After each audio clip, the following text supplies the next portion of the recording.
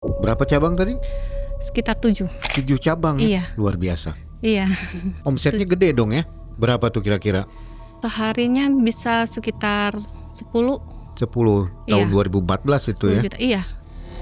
Seharinya itu apalagi kalau malam minggu itu sekitar 15. Mantap ya.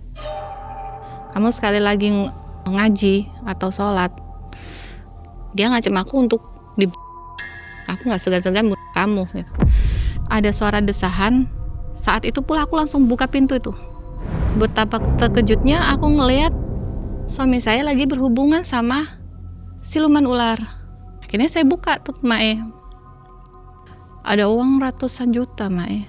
Kita udah dapat uang itu, kita buka usaha sambil membangun rumah. Hari berikutnya anak saya udah nggak ada gitu Mae.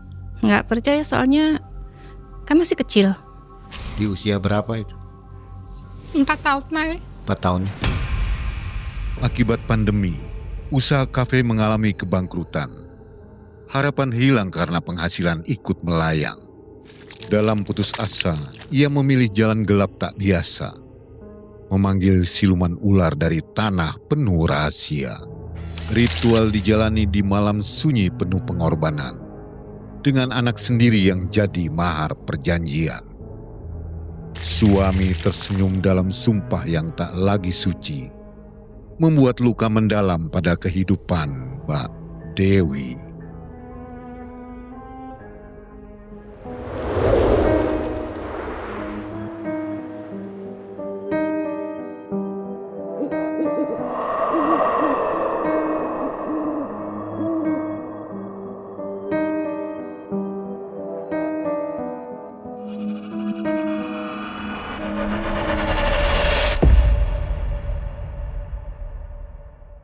Assalamualaikum warahmatullahi wabarakatuh. Waalaikumsalam.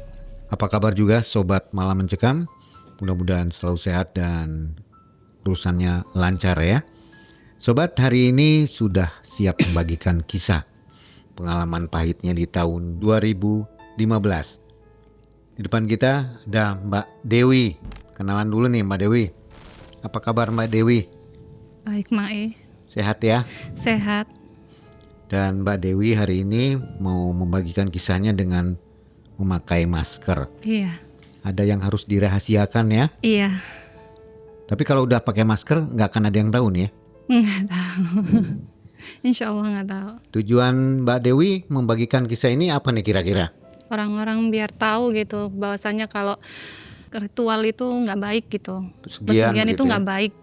Jangan dicoba. Jangan dicoba. Jadi ini bahaya dari melakukan pesugihan begitu ya. Iya. Mbak Dewi coba menjelaskannya. Memang enak di depannya aja, belakangnya udah itu aja. Dan keluarga Mbak Dewi pun nggak menyadari ya kalau ini bisa terjadi. Iya. Dan Iya, akhirnya sampai hancur begitu. Iya. Baik sobat, jangan kemana-mana, mudah-mudahan semua sehat supaya bisa nonton Malam Mencekam ya. Malam Mencekam. Semakin malam semakin mencekam. Dan ini dia Mbak Dewi.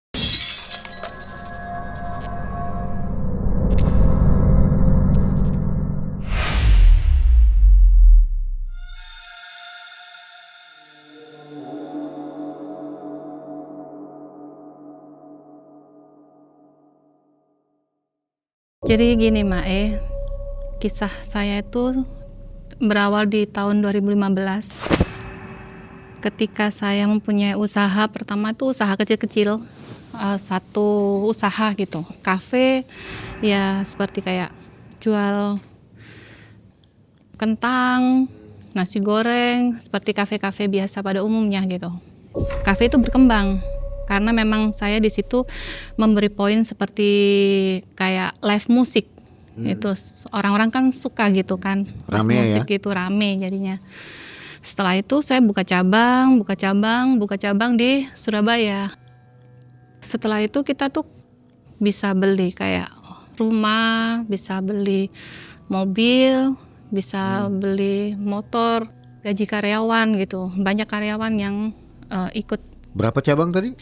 Sekitar 7. 7 cabang ya? Iya. Luar biasa. Iya, alhamdulillah itu. Omsetnya gede dong ya? Lumayan alhamdulillah. Berapa tuh kira-kira? Seharinya bisa sekitar 10. 10 tahun Iya. 2014 itu ya. Iya.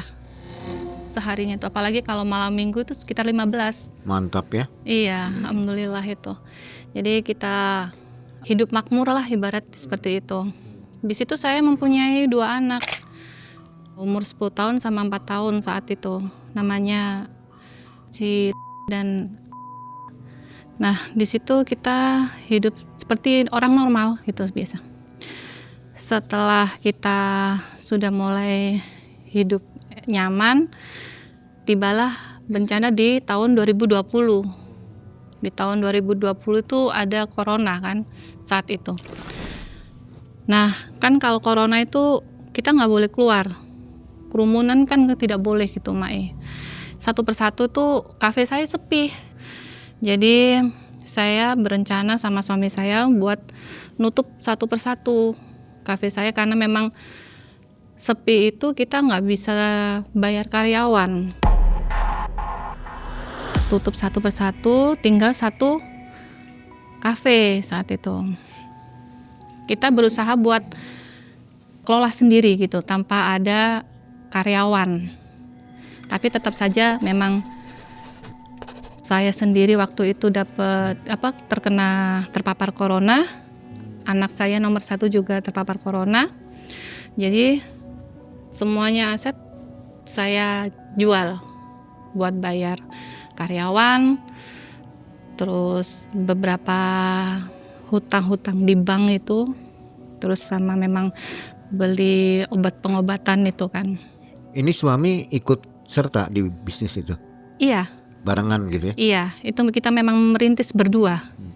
Memang saat itu suami memang tidak mempunyai pekerjaan.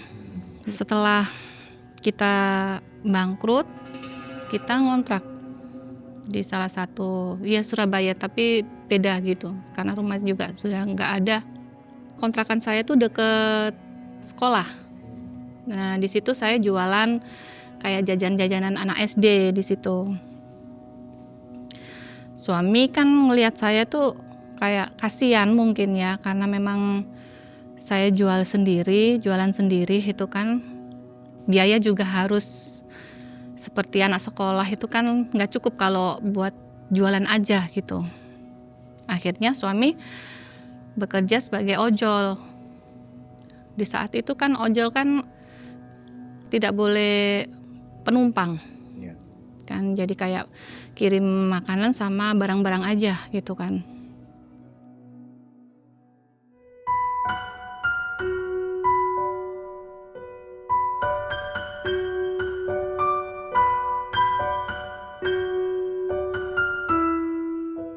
Kita jalanin hidup sederhananya itu, kita nikmatin. Tapi lambat laun suami saya kayak nggak terima. Jadi kayak dia tuh kayak, aku tuh udah bosen kayak gini tuh, udah kayak capek. Setiap hari pulang malam itu hasilnya nggak seberapa gitu kan. Kalau GoFood kayak gitu kan, kayak barang-barang giring-giring barang itu kan nggak seberapa uangnya itu. Tapi di situ nggak meninggalkan hutang kan? Udah nggak ada. Nggak ada hutang ya? Udah hanya sudah, untuk cari makan aja? Iya, cari makan sama sekolahnya anak gitu. Suami saya bilang kan, saya mau cari kerja aja ya. Aku bilang oke lah, nggak apa-apa gitu kan. Kamu kerja aja, aku jualan, kamu kerja gitu. Setelah dia kerja, ketemu temannya itu dulu itu pernah ngantar makanan di kafe saya. Sebelum dia cerita tuh dia kan pulang tuh, terus bilang gini, "Mam, duduk dulu sini, aku mau cerita." "Kenapa, Pap?" Aku bilang gitu kan. "Aku tadi ketemu si Ruli. Itu loh, Mam, anak orang yang sering kirim makanan tuh." "Oh iya, tahu aku." Gitu. Terus dia bilang gini, dia tuh ngomong ke aku. Kan aku cerita ke dia, bahasanya tuh aku tuh udah bosen kayak gini tuh. Gitu. Aku udah bosen kayak gini. Penghasilan tuh kurang.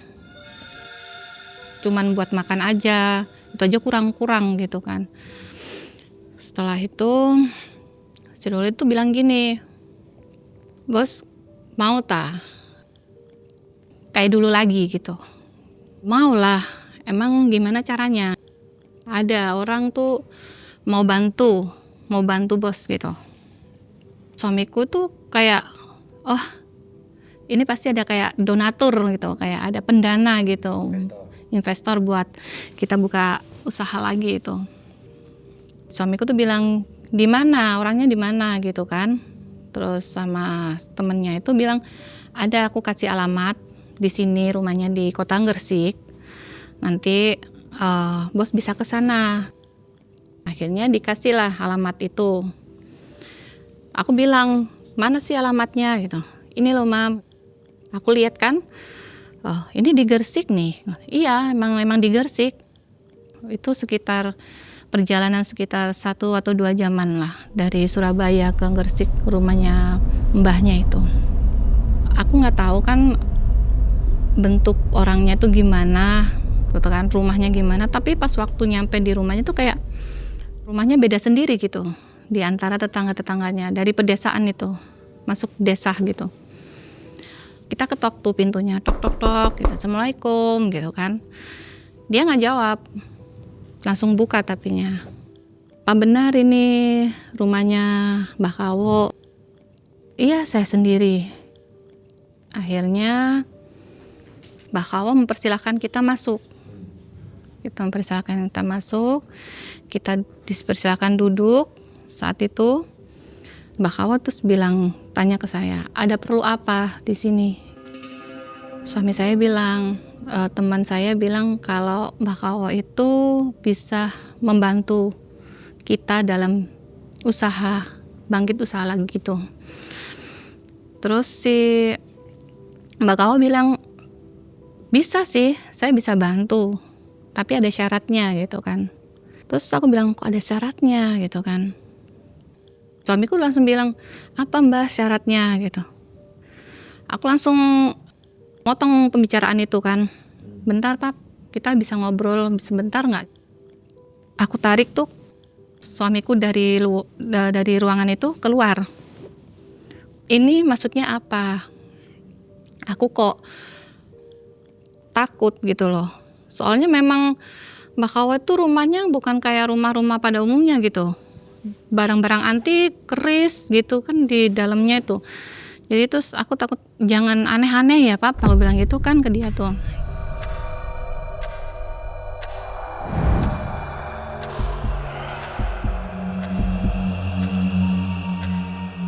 Terus katanya dia tuh bilang gini, kamu tuh jangan cerewet.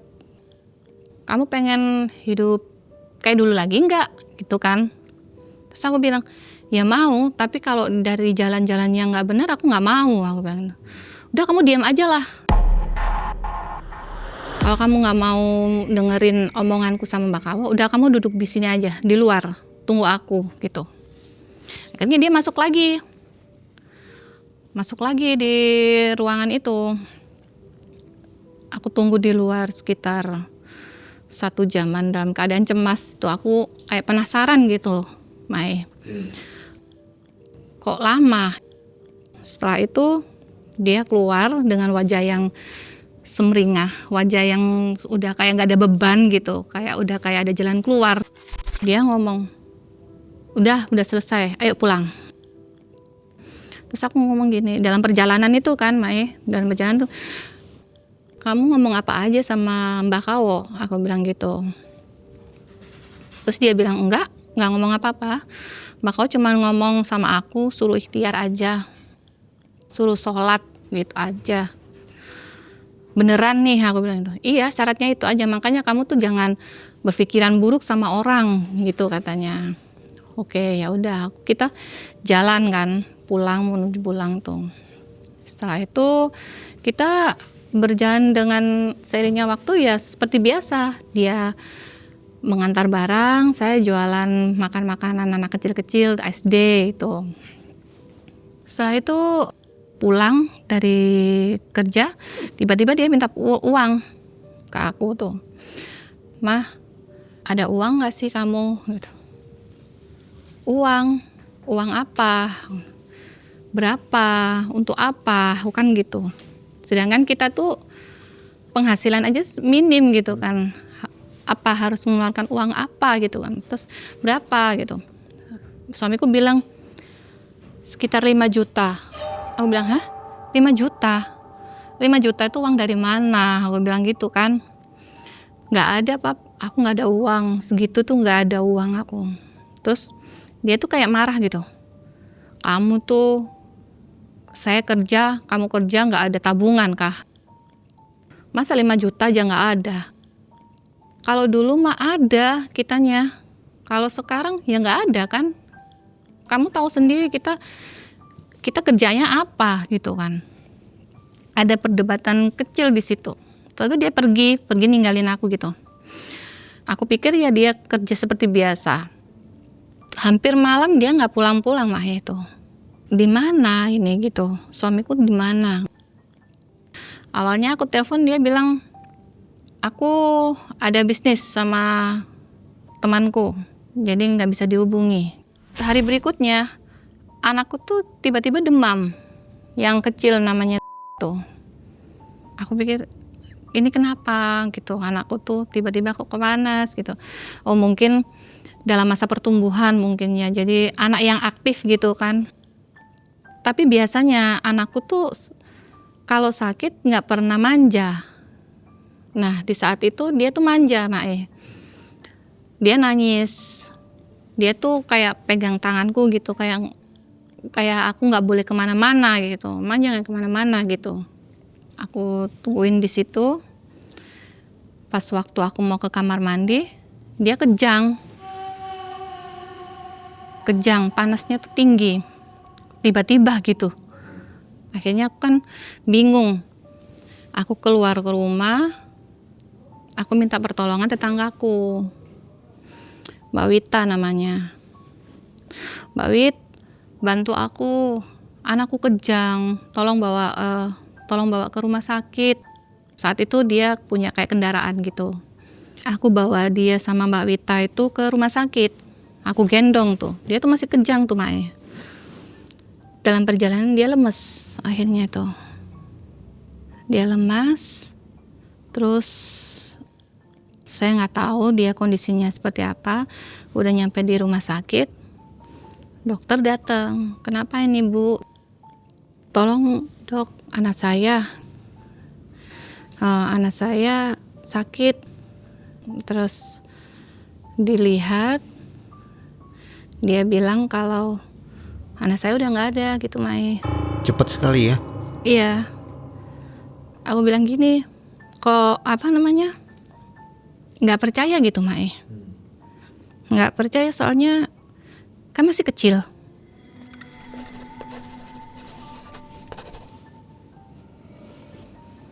Di usia berapa itu?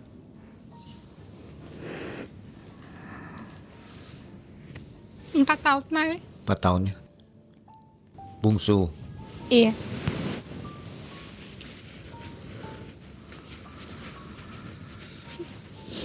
Setelah itu kan saya nggak percaya tuh. Saya nggak percaya. Masa sih dok? Coba cek lagi gitu. Iya, sabar aja Bu. Memang udah takdir gitu.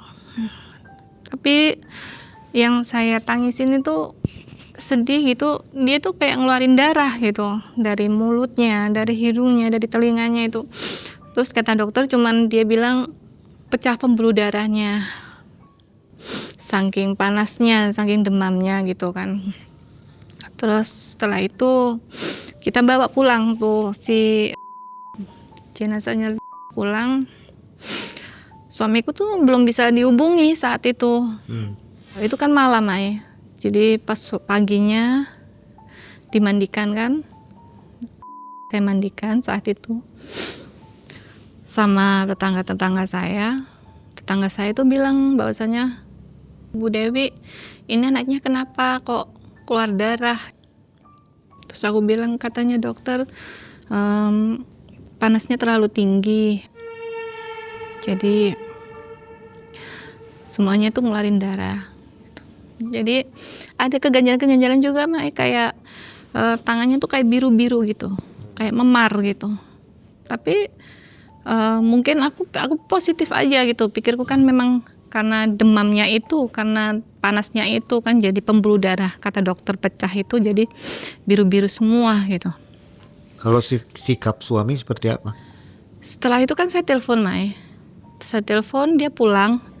Sikapnya tuh aku bilang gini, "Pap, ini udah nggak ada." Sikapnya tuh cuman datar aja gitu mukanya. Datar aja, dia bilang, "Udah sabar aja. Emang ini udah takdir Tuhan gitu." Aku bilang, "Kamu kok enak sih bilang kayak gitu? Aku nih ibunya loh. Aku tuh yang ngerasain kepergian dia tuh masih kecil gitu. Kok secepat itu gitu kan. Kalau udah takdir gimana lagi? Dia nggak akan bisa kembali lagi." Akhirnya saya cuekin suami saya pergi gitu. Di pemakaman juga kafannya itu ada darah-darahnya gitu, Mai.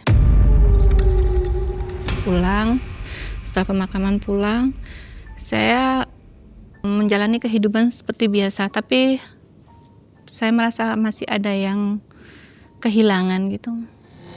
Namanya anak yang masih umur 4 tahun, Mai ya, masih lucu-lucunya gitu kan. Setelah itu suami saya pamit pergi lagi, dia bilang, "Saya mau keluar kota lagi.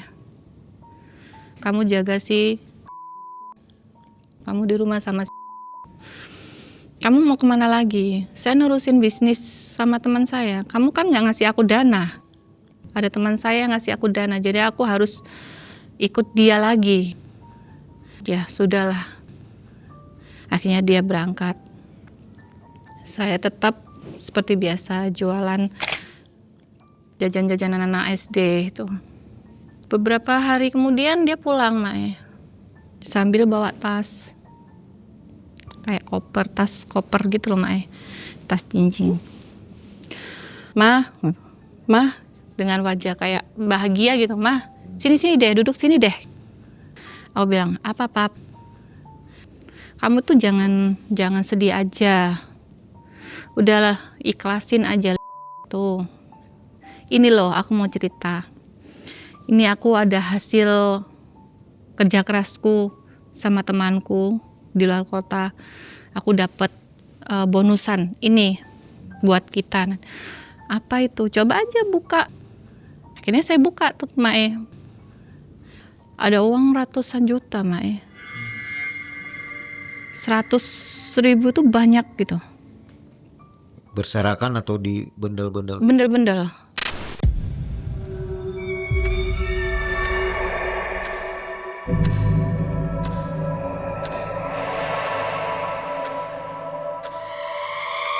Terus aku bilang gini, "Hah, itu uang banyak banget. Kamu kerja apa? Kok sampai kamu mendapatkan uang segitu banyaknya gitu? Udah, kamu tuh nggak usah perlu tahu. Udah, ini intinya kita dapat uang, kita dapat bonusan. Ayo kita merintis lagi usaha." Aku juga bersyukur kan, karena memang mungkin itu hasil kerja kerasnya dia dalam usaha sama temannya itu kan. Akhirnya saya setuju saat itu. Saya belum kepikiran ke Mbah Kawo itu, udah nggak ada kepikiran di situ akunya. Kita mulai lagi dari satu kafe seperti dulu, buka cabang lagi gitu.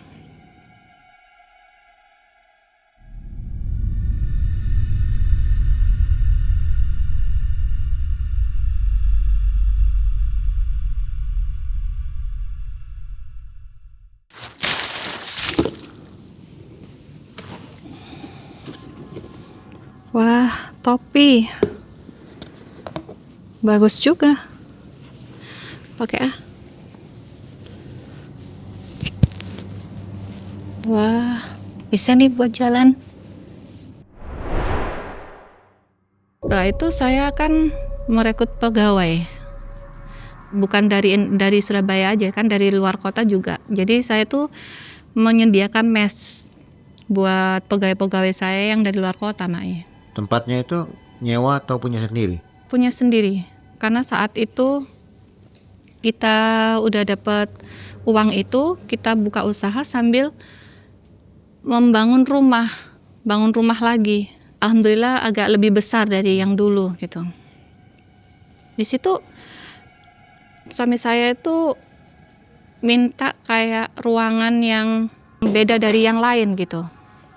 Terus aku bilang gini, ruangan ini kenapa kok berbeda dari ruangan-ruangan lain gitu.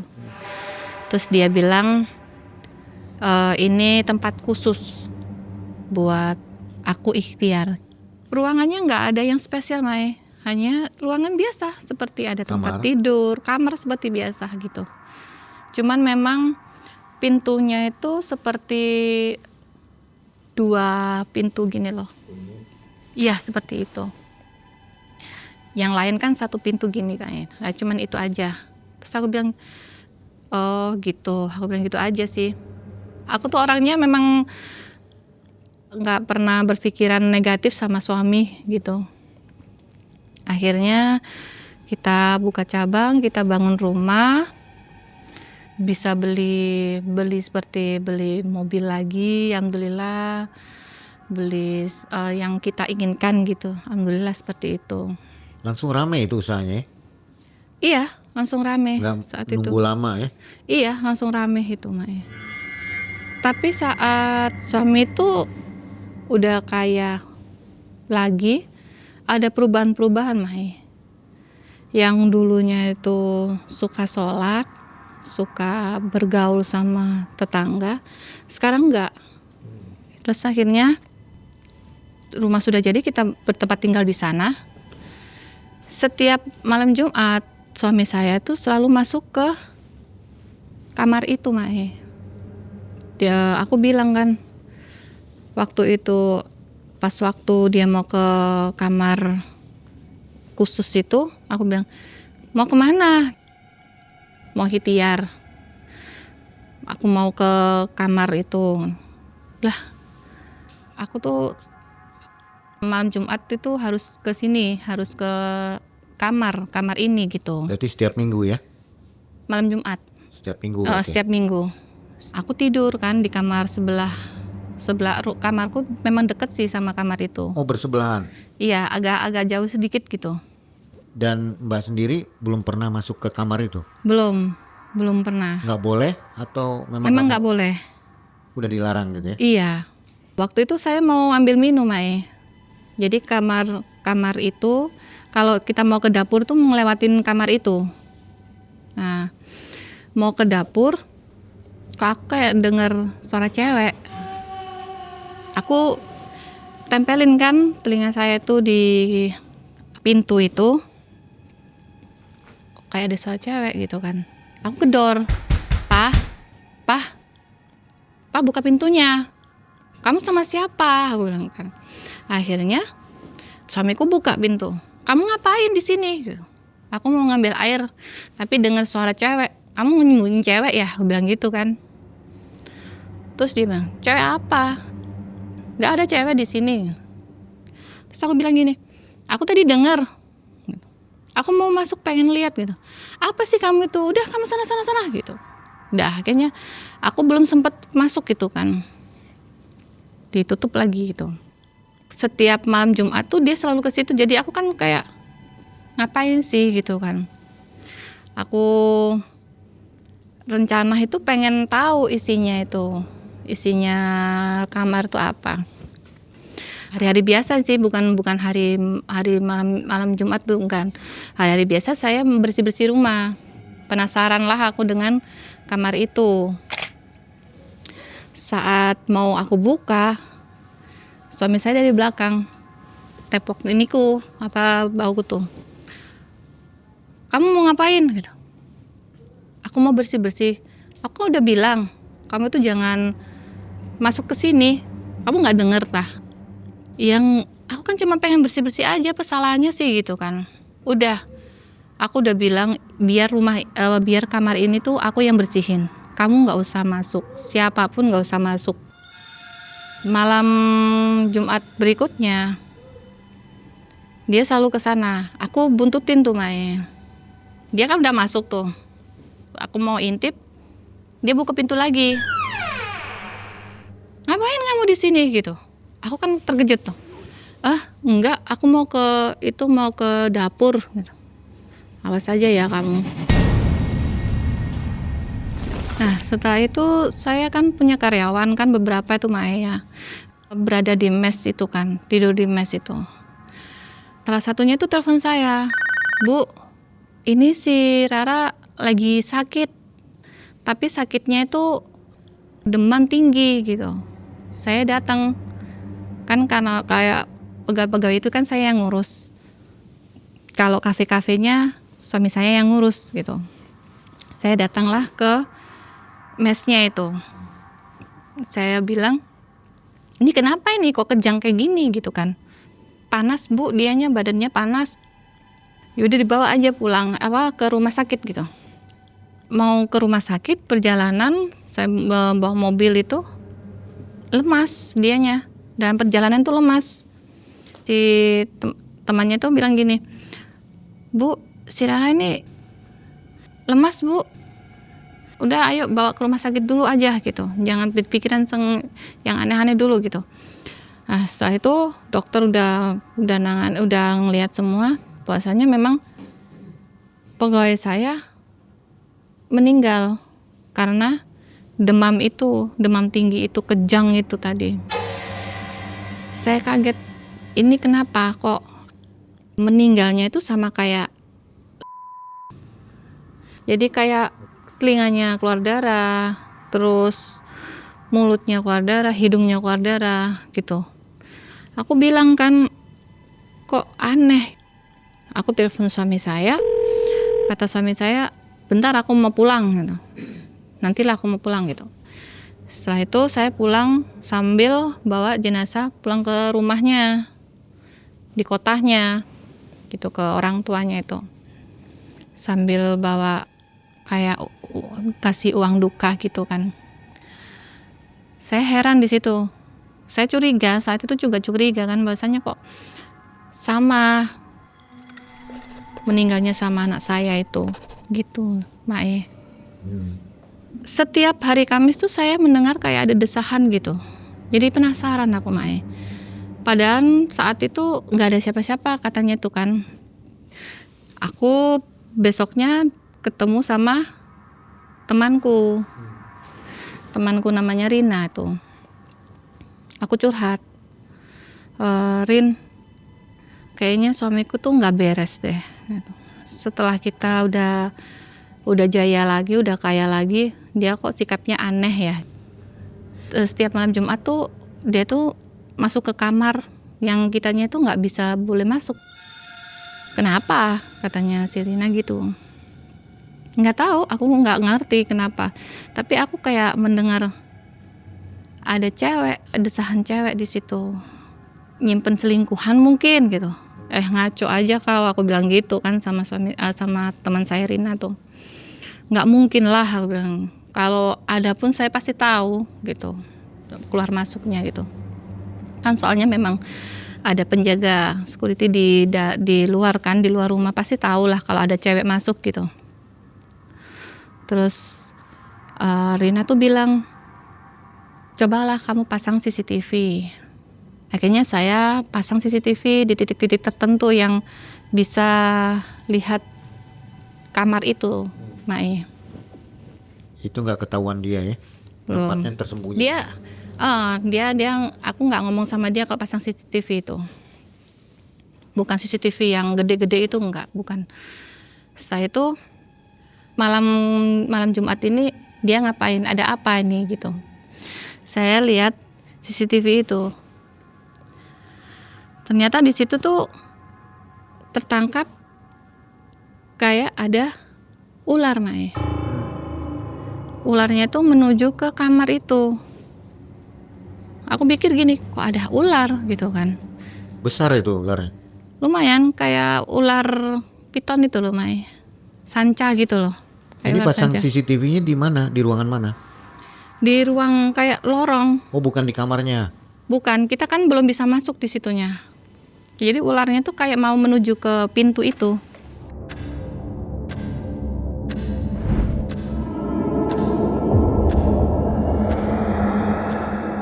Setelah itu aku penasaran lagi kan.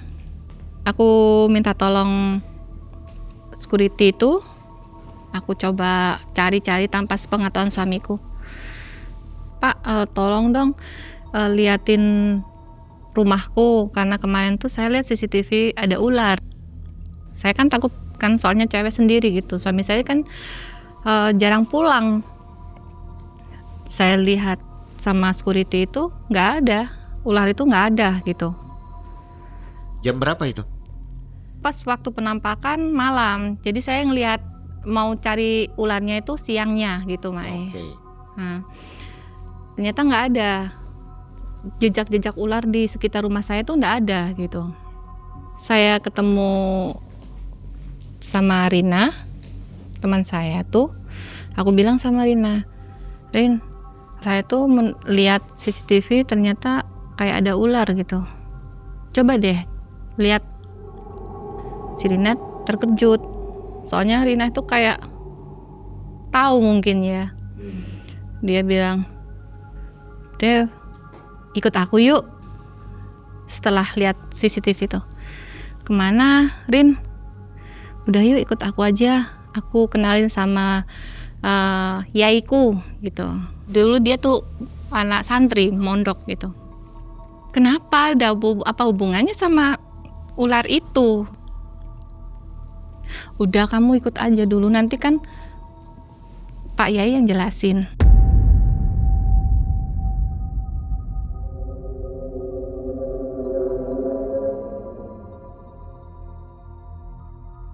Akhirnya saya ikutin dia. Pak Yainya deket sih rumahnya sama rumah saya tuh, daerah situ. Dia ngajak aku ke sana, bertemu sama Pak Yainya. Dia jelasin sama Pak Yainya bahwasanya ini ada keganjalan Pak Yai di rumah teman saya, Dewi. Ini teman saya namanya Dewi. Keganjalan apa, Nduk? Ini Pak Yai, coba deh lihat. Pak Yai langsung kaget. Astagfirullah gitu. Aku bilang, kenapa Pak Yai? Aku bilang gitu kan. Ini bukan ular sembarangan ular. Maksudnya gimana Pak Yai? Aku bilang gitu kan. Ini ular pesugihan. Pesugihan? Aku bilang gitu. Pak Yai, jangan ngarang cerita. Saya tuh nggak menjalankan pesugihan. Suami saya dapat uang juga dari usahanya, dia bekerja buat sama teman-temannya gitu. Nggak ada unsur-unsur pesugihan gitu. Udah gini aja katanya Pak Yai kan. Saya kasih doa-doa. Kamu sholat? Iya Pak Yai, saya sholat. Setelah sholat, kamu baca surat-surat ini ya.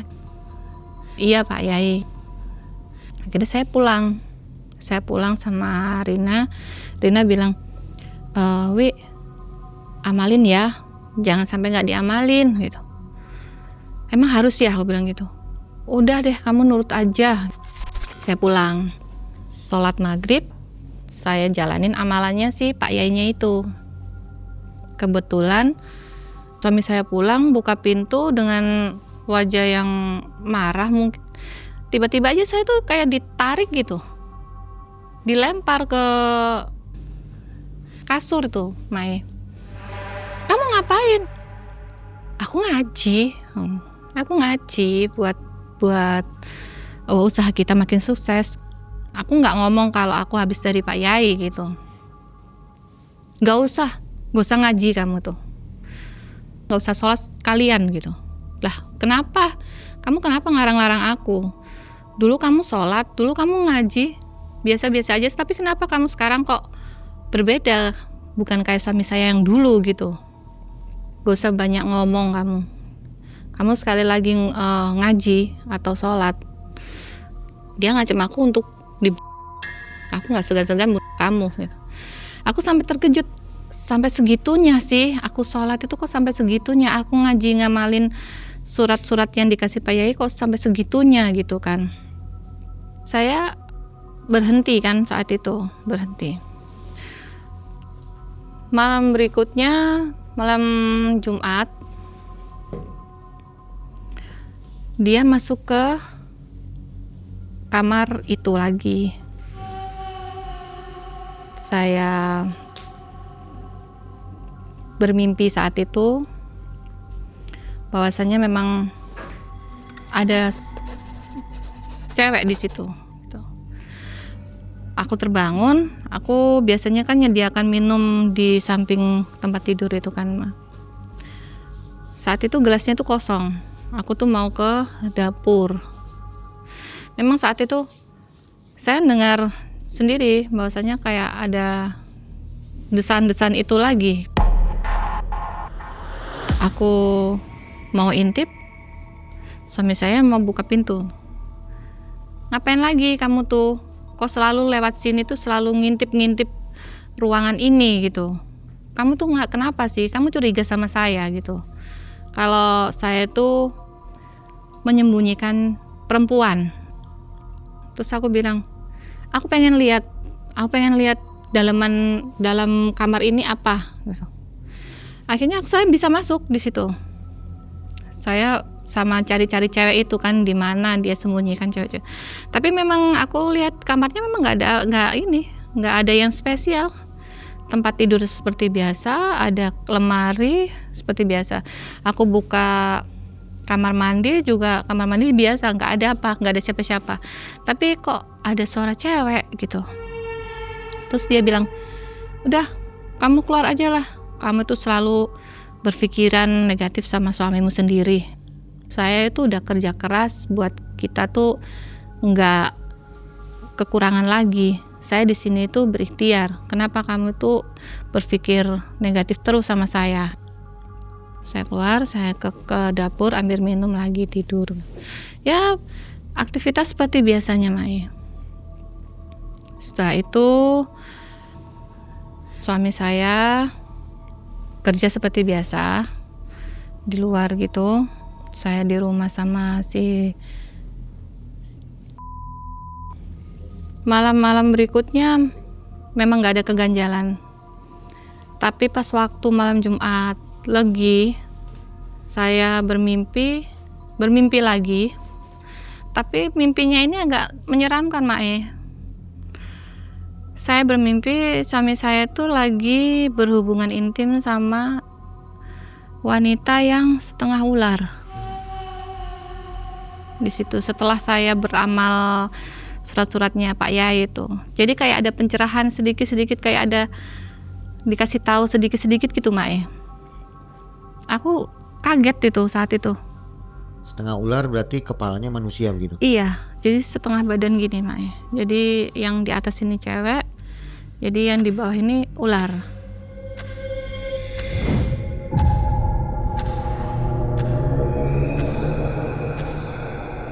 Setelah itu saya terbangun, saya istighfar kan saya cari suamiku. Jadi saat itu kan saya itu malam Jumat Legi kan itu Mai. Saya lupa kalau itu hari malam Jumat Legi. Aku pikir suamiku tuh kan pergi kerja. Saya ambil minum seperti biasa, ambil minum. Terdengar lagi desahan itu. Dan mungkin ini memang saatnya saya tahu itu Mak ya. Karena memang pintunya itu yang biasanya tertutup rapat, itu terbuka sedikit. Ada suara desahan, saat itu pula aku langsung buka pintu itu.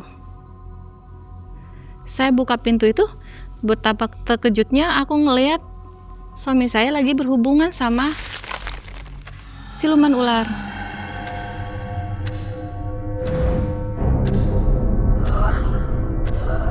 Saat itu aku langsung bilang, "Pah," aku bilang gitu kan. Aku teriak tuh, "Pah." Suami saya terkejut, ular itu kayak merasa terancam, kayak marah gitu. Akhirnya ular itu yang namanya badan suami saya itu dililit, Mai. Dililit sama ular itu dan kepala ular itu kayak mau makan kepalanya suami saya tuh. Saya lari tuh Mak. Saya lari keluar rumah. Aku minta pertolongan, tolong, di rumahku ada ular. Terus warga itu pada keluar, kenapa Mbak Wi, kenapa Mbak Dewi gitu. Rumahku ada ular besar, itu lagi melilit suami saya.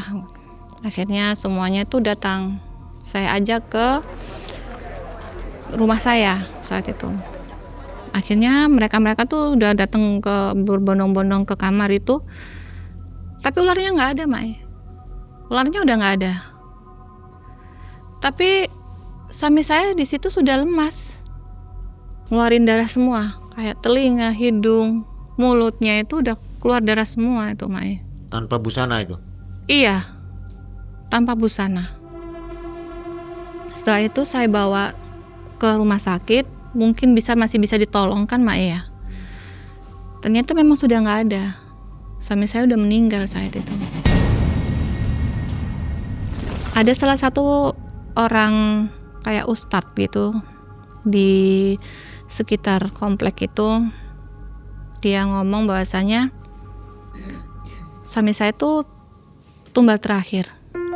Karena dulu memang dia pernah pas waktu bangun rumah itu, dia kan tahu ini rumah udah nggak bener, tapi memang saya nggak berani ngomong, Mbak, gitu kan, ngomong ke saya gitu, ini bukan urusan saya, jadi saya diam saja, Mbak. Benar begitu kak Pak Ustadz gitu.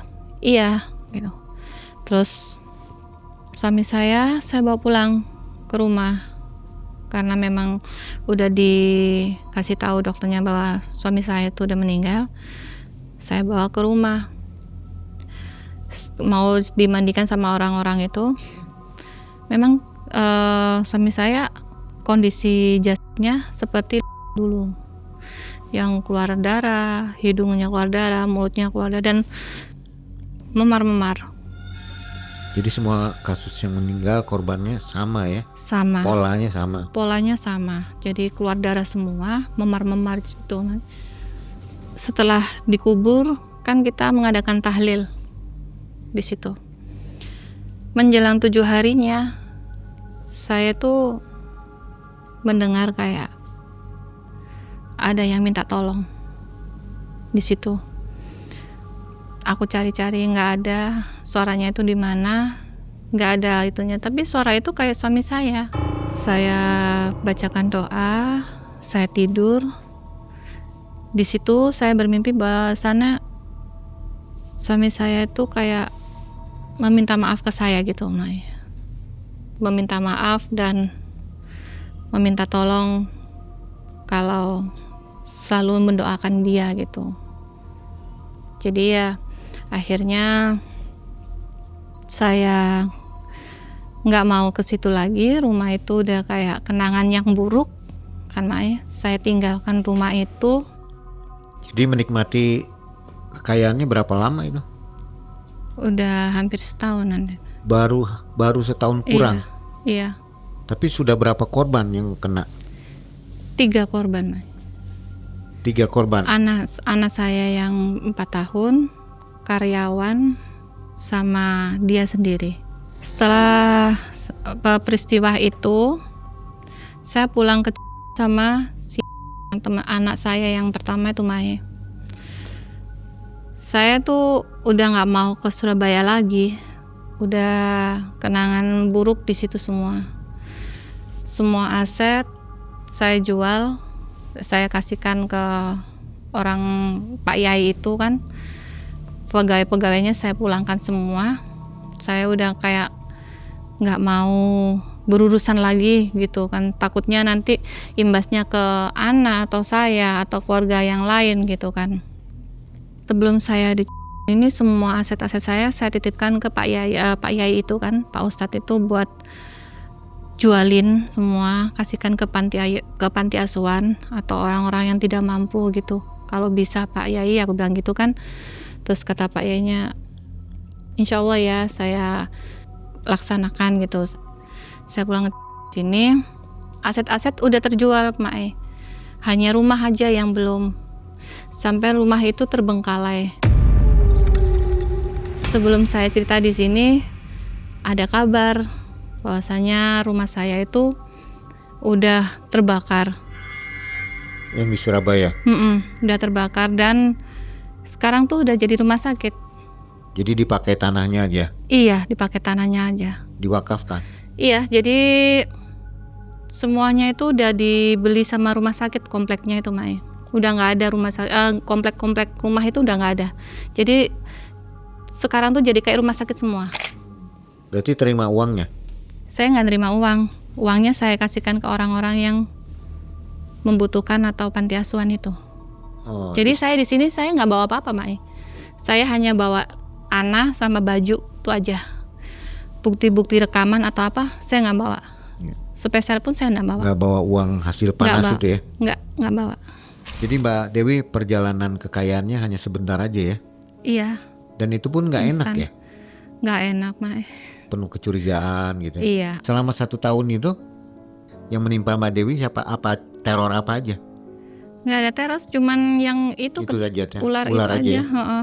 Sama mimpi-mimpi itu setelah saya baca surat-surat dari Pak Yai itu. Kalau baik-baik aja. Baik-baik aja, alhamdulillah. Apa pernah dimimpikan anak? Ada pernah mimpi?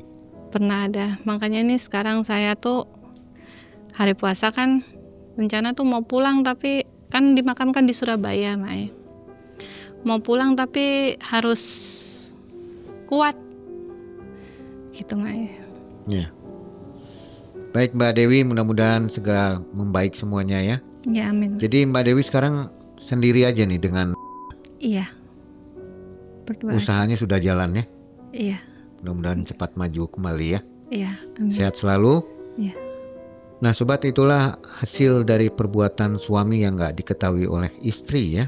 Mengakibatkan hancurnya sebuah keluarga lewat pesugihan. Pesan sedikit untuk penonton Malam Mencekam. Carilah rezeki yang halal. Jangan pakai yang instan. Itu tidak baik. Nanti bakal banyak yang jadi korban. Gitu, Mai. Andai waktu itu tahu melakukan pesugihan, suami pasti dicegah ya. Pasti saya cegah. Karena memang tumbalnya nggak sekedar orang-orang biasa gitu. Itu salah satu ibarat kan kayak belahan jiwa gitu. Kan anak gitu, Mai, Betul. yang jadi tumbal. Jadi ikut sedih nih. Ada masanya ketika hidup terasa begitu sempit dan manusia mulai mencari jalan yang tak biasa. Suami Mbak Dewi memilih pesugihan yang membuat usaha mereka berkembang pesat dan segalanya terasa mudah. Namun di balik itu semua, ada sesuatu yang perlahan diambil. Dan putri mereka menjadi bagian yang pertama. Saat rahasia kamar itu terbuka, tak ada lagi yang bisa diselamatkan. Hingga akhirnya, yang tersisa hanyalah sebuah penyesalan. Halo Sobat Malam Mencekam, ini waktunya buat sobat semua untuk jadi lebih dekat bersama Malam Mencekam. Ayo gabung membership sekarang, cuma dengan Rp10.000 per bulan loh. Kalian bisa dapat akses ke ratusan konten eksklusif. Mulai dari pembuktian ilmu goib, perjalanan dan penelusuran tim Malam Mencekam, sampai momen lebih dekat bersama para narasumber. Dan gak cuma itu, member juga bisa nonton video terbaru lebih awal. Plus dapat emoji dan badge eksklusif khusus member, biar identitas kalian makin mencekam. Klik tombol gabung sekarang dan jadilah bagian dari keluarga besar member Malam Mencekam.